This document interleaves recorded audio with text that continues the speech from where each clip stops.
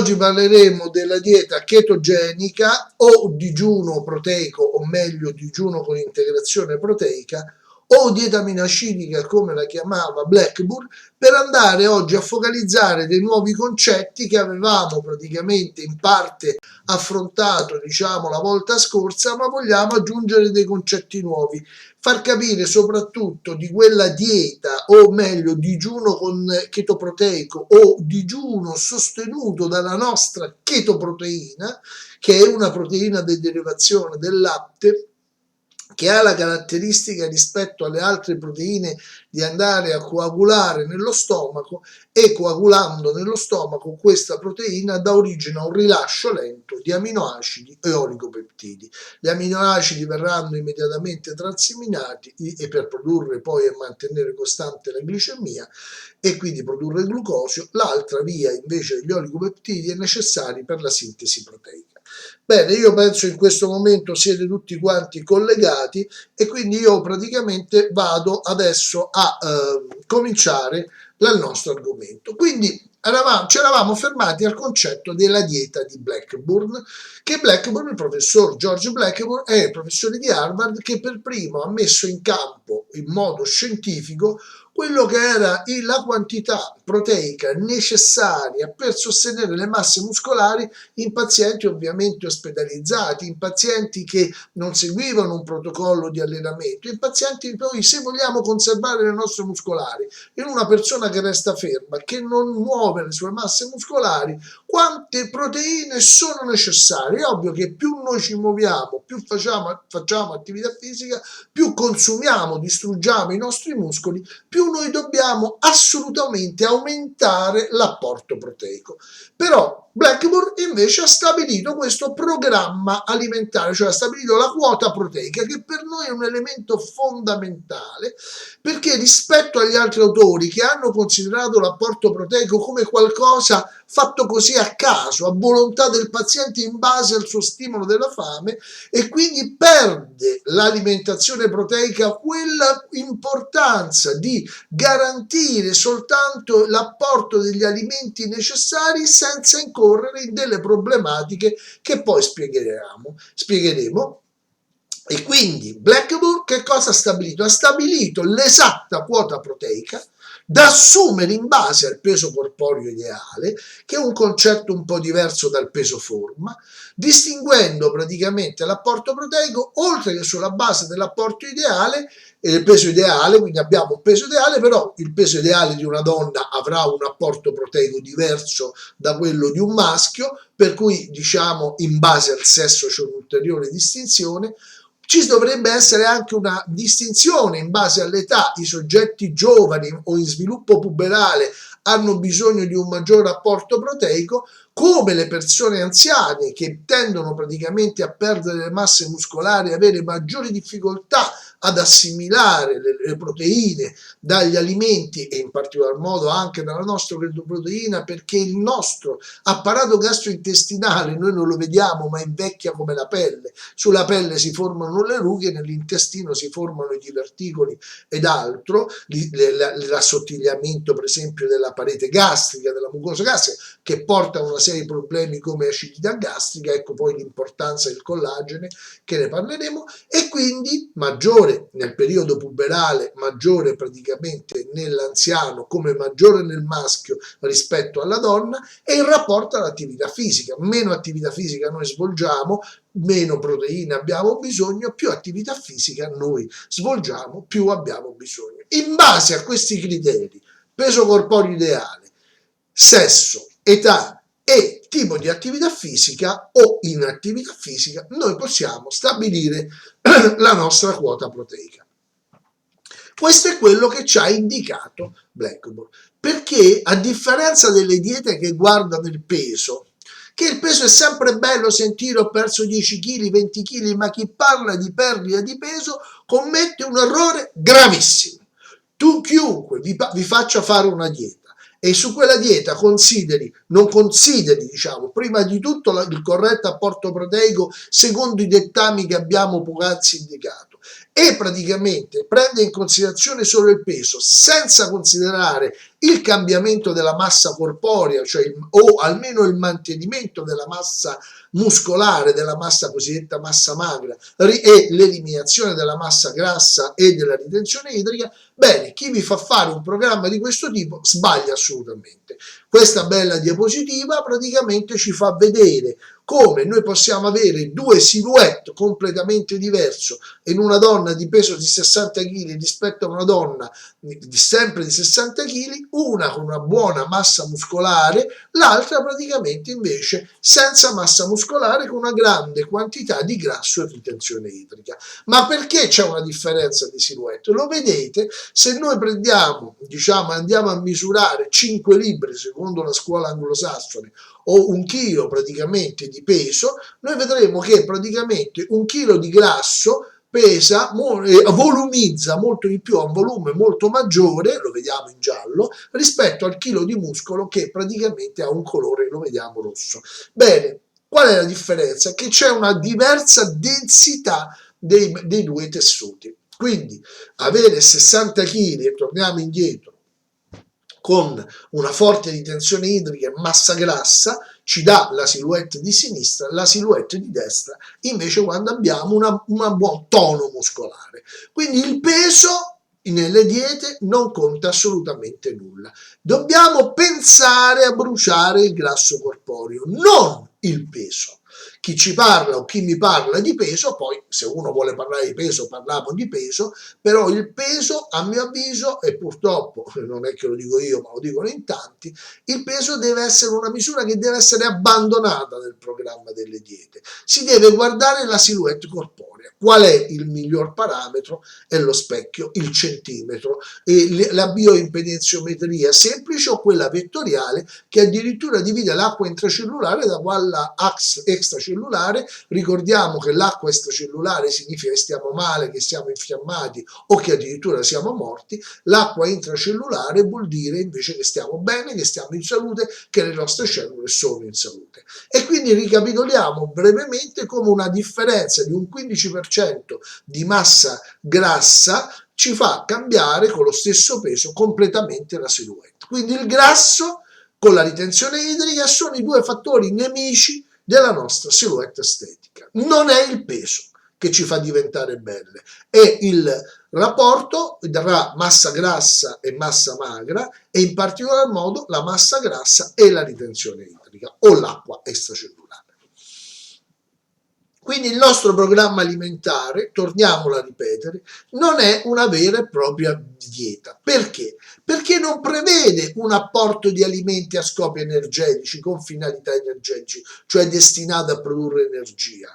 Assolutamente, specialmente se noi non svolgiamo attività fisica, assumere alimenti la cui caratteristica è quella una volta entrati nel corpo che devono essere immediatamente utilizzati a scopi energetici, come i carboidrati che voi vedete di qualunque tipo. Qui abbiamo rappresentato dei prodotti di panificazione, ma anche la pasticceria è dolce, ancora di più lo zucchero raffinato. Sono alimenti che quando noi li introduciamo, cosa vuol dire alimenti energetici? Quando noi li introduciamo debbono essere immediatamente utilizzati nell'energia, oppure devono andare a ricostruire le riserve di glicogeno epatico e di glicogeno muscolare perché abbiamo svolto una regolare attività fisica. Se no, tutto quello zucchero che noi introduciamo, che viene introdotto con lo scopo energetico, diventerà grasso. E allora, guardando le foto sottostanti, vediamo invece il nostro cocktail di proteine che praticamente tendono a coagulare nello stomaco, entrano liquidi e diventano solidi nello stomaco, a differenza di quella poltiglia collosa che diventerà il pane all'interno del nostro corpo e porterà, lo abbiamo visto in altri video che vi invito a vedere, parlare sul mio profilo YouTube parlando del pane. Voi vedete praticamente che cosa combina il pane nel vostro stomaco, nel vostro intestino soprattutto, perché il pane viene fatto con il lievito di birra, il Saccharomyces cerevisiae, che è lo stesso del vino e della birra, e una volta che praticamente è entrato a livello intestinale si riattiva quello contenuto soprattutto nella mollica e non nella crosta, e diventa veramente un elemento negativo, perché si gonfia, perché va incontro e continua il processo di fermentazione o lievitazione alcolica degli zuccheri e svilupperà alcol e anidride carbonica. L'anidride carbonica vi gonfierà, l'alcol vi porterà a elementi di disturbo sul fegato. Apportando invece la chetoproteina, questa coagula dello stomaco, resta nello stomaco e si scioglie piano piano come una sabbonetta, liberando lentamente per ben 420 minuti, pari a 7 ore, aminoacidi semplici e oligopeptidi. Lo ripeto, gli aminoacidi vanno nel percorso gluconeogenetico e una piccola quota di questi aminoacidi, quindi, e di queste proteine, finirà nella gluconeogenesi e quindi a scopi energetici per nutrire quegli organi glucosio dipendenti, insulino indipendenti, come la retina, il cristallino, il surrene, i tubuli, le vie spermatiche, i tubuli renali, e praticamente nell'altra quota degli oligopeptidi, in particolar modo i dietripeptidi, saranno il substrato necessario per la sintesi proteica. E quindi la massima attenzione che noi dobbiamo fare praticamente e che facciamo con il nostro programma, è evitare qualunque eccesso alimentare, che invece anche nelle diete proteiche, o meglio iperproteiche, praticamente tendono a diventare un eccesso. Perché? Perché il soggetto viene lasciato libero di mangiare carne, pesce, uova in quantità, senza stabilire la qualità in base al peso corporeo ideale, al sesso, al tipo di attività fisica e all'età. Queste proteine introdotte, se fossero introdotte in eccesso, porterebbero a un'eccessiva produzione di basi azotate, ed è quella critica, ma una delle principali critiche viene rivolta alle diete iperproteiche. La nostra non è una dieta iperproteica, ma è una dieta normoproteica.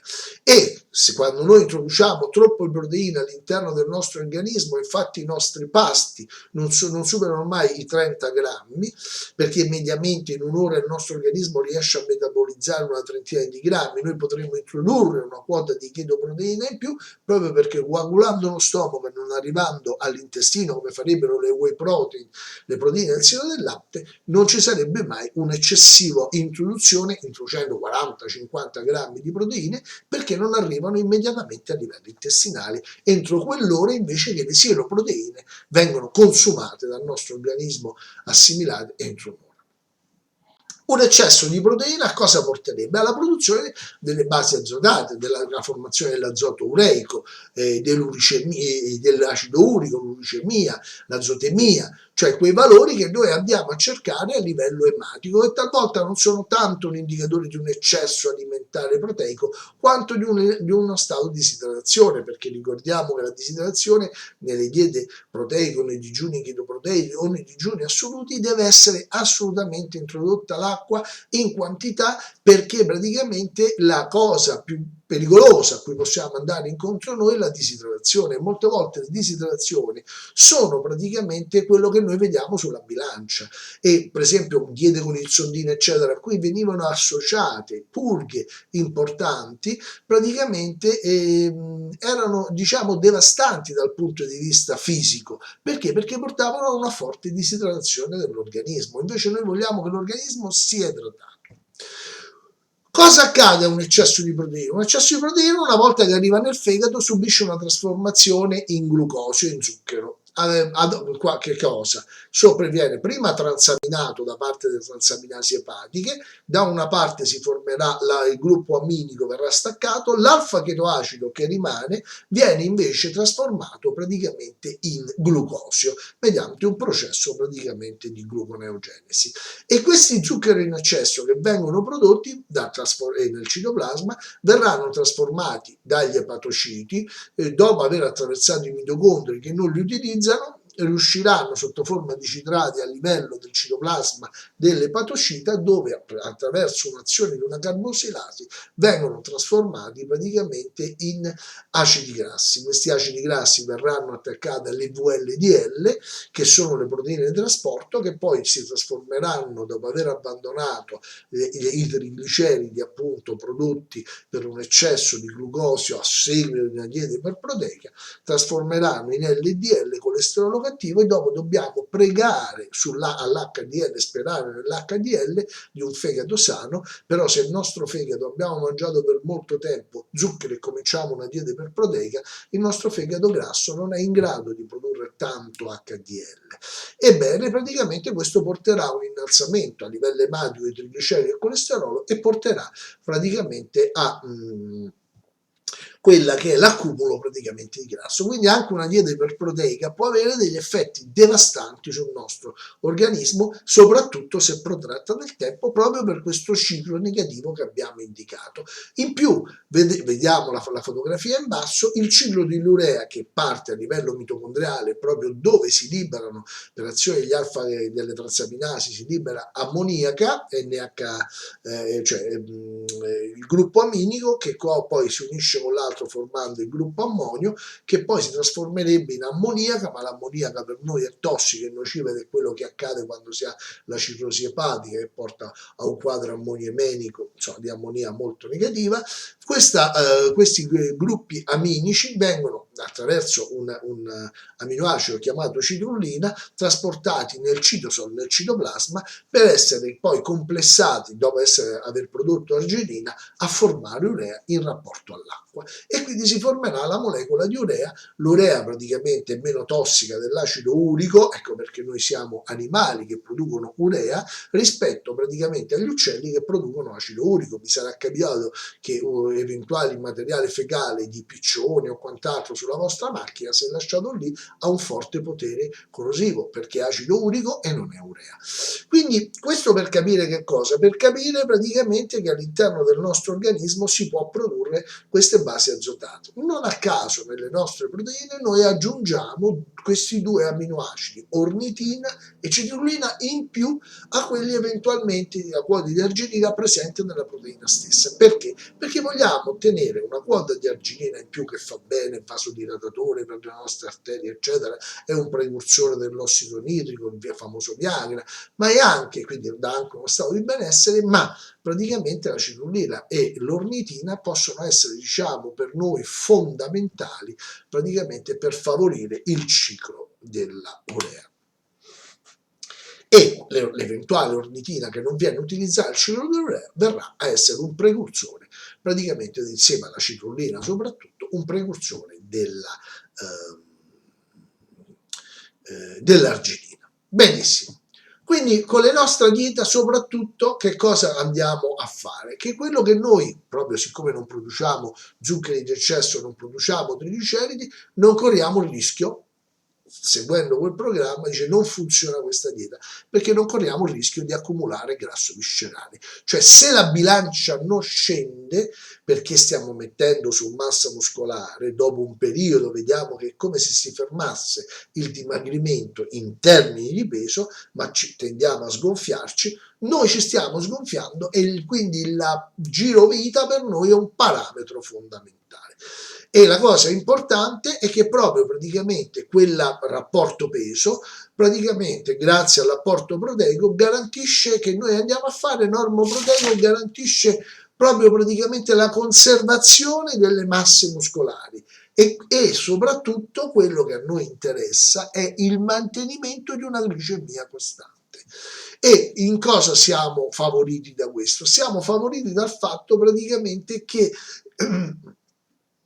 garantiamo all'interno delle nostre proteine anche altri amminoacidi gluconeogenetici come la leucina e l'isoleucina, che apportiamo in maggiore quantità rispetto a quelle già presenti nella chetoproteina, che dà una disponibilità per 420 minuti. Ricordiamo il grasso viscerale, guardiamo l'altra foto del grasso ginoide o di glutei, fianchi e cosce, e il grasso che si accumula nel fegato. Noi ci dobbiamo sgrassare.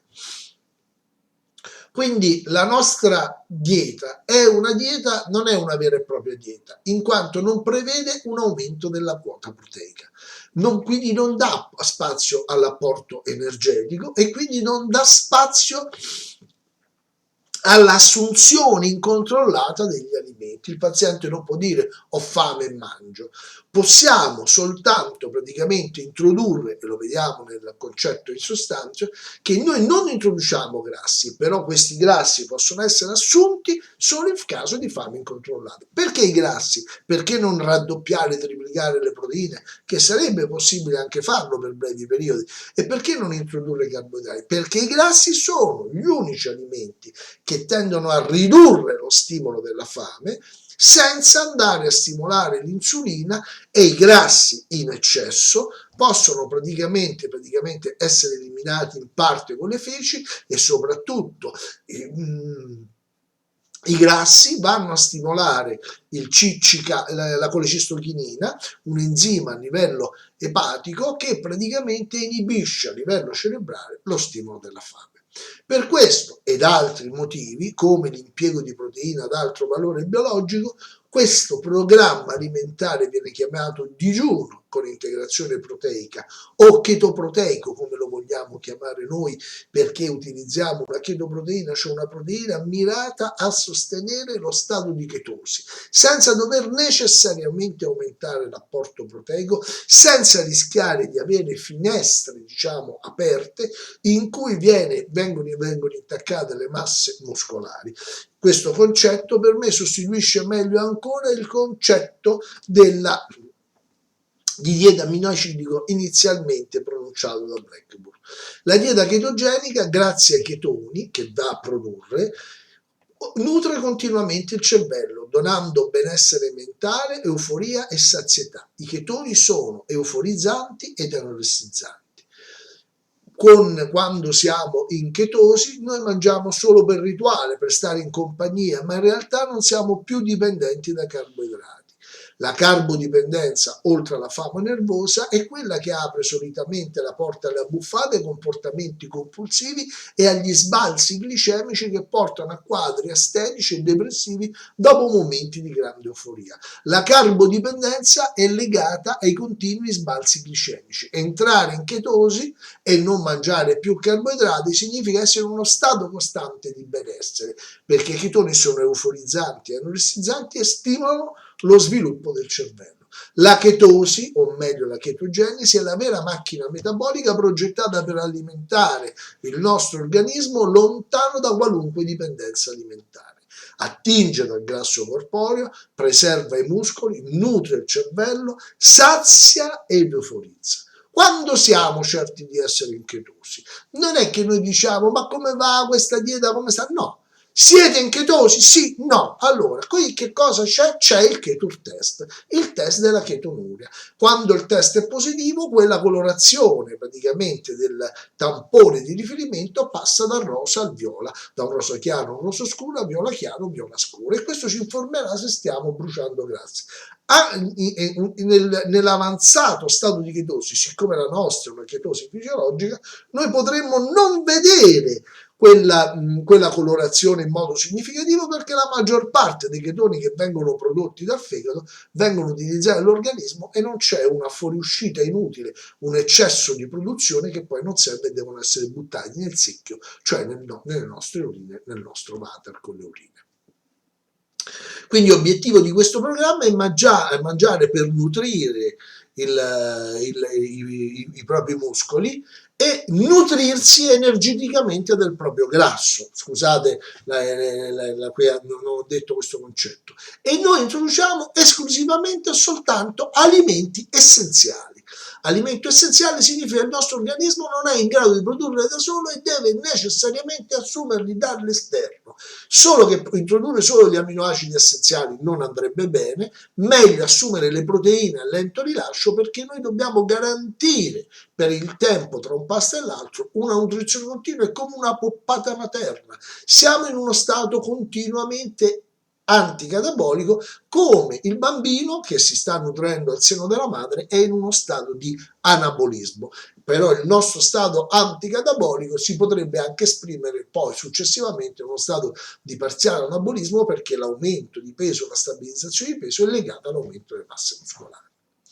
Quindi noi ci nutriamo, usiamo il nostro grasso corporeo a scopi energetici e introduciamo le proteine dall'esterno, la chetoproteina a lento rilascio per mantenere e risparmiare i muscoli. Una sorta di semidigiuno, non c'è il nostro nulla nel nostro piatto? Sì, abbiamo capito dove dobbiamo arrivare, attivare la macchina bruciagrassi, mangia grasso, validata dal keto test.